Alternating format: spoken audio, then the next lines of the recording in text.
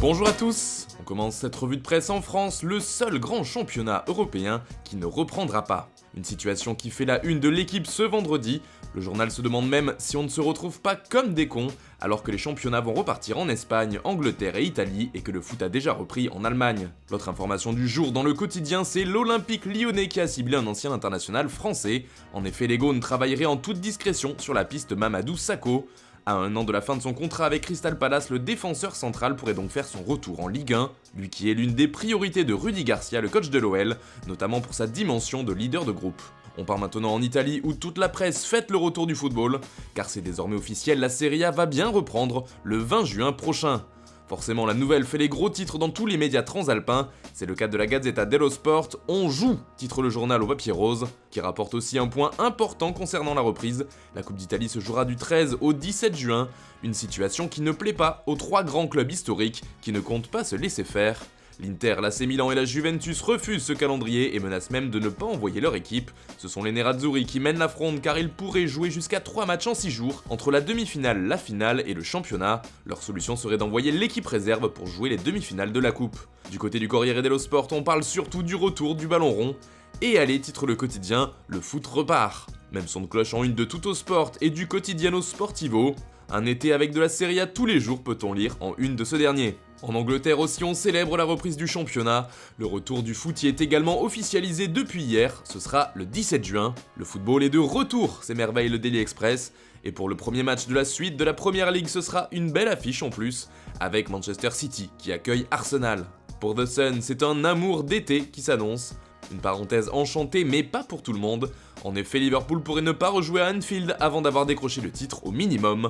Les instances redouteraient un attroupement des fans des Reds pour fêter le titre de champion. Par exemple, le derby de la Mersey entre Liverpool et Everton devrait se jouer à Manchester, la ville du grand rival des Reds. Le comeback de la Premier League fait aussi les gros titres du Times ce vendredi. Le journal anglais rapporte également un autre retour, celui d'N'Golo Kanté. Lui qui avait été autorisé à rester chez lui pour se protéger du virus, était bien présent au centre d'entraînement de Chelsea hier. Il s'est entraîné en marge du groupe. En Espagne, le Real Madrid est toujours tout en haut. En effet, la Casablanca est considérée comme le club de foot le plus puissant au monde au niveau financier. La valeur du Real est ainsi évaluée à 3,4 milliards d'euros selon le cabinet spécialisé KPMG. C'est toujours le roi, affirme donc AS aujourd'hui. A noter que le deuxième n'est pas loin derrière avec 3,3 milliards d'euros, il s'agit de Manchester United.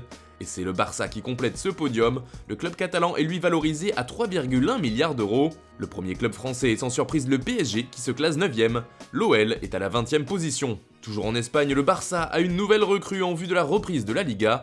Il s'agit de Luis Suarez, Samus Sport.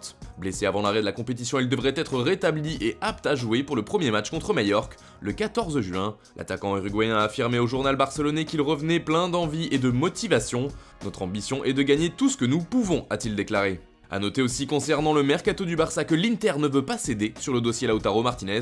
Le club lombard ne veut pas laisser partir son buteur, le seul moyen de le faire venir sera de payer la clause libératoire de 111 millions d'euros, comme le rapporte Sport. Enfin, on termine ce tour de la presse au Portugal. David Luiz pourrait bien faire son retour du côté de Benfica, son premier club en Europe. Le défenseur brésilien arrive en fin de contrat et Arsenal ne semble pas vouloir le prolonger. Pour l'instant, en tout cas, la direction des Gunners n'aurait amorcé aucune négociation dans ce sens. Benfica a déjà sauté sur l'occasion et se serait positionné d'après Ojogo. La piste David Luiz est donc sérieuse. L'un des seuls obstacles pourrait être le salaire, le Brésilien étant habitué aux pays généreuses de Première Ligue. Voilà, c'est tout pour ce matin, bonne journée à tous, on se retrouve dès demain pour une nouvelle revue de presse sur Foot Mercato.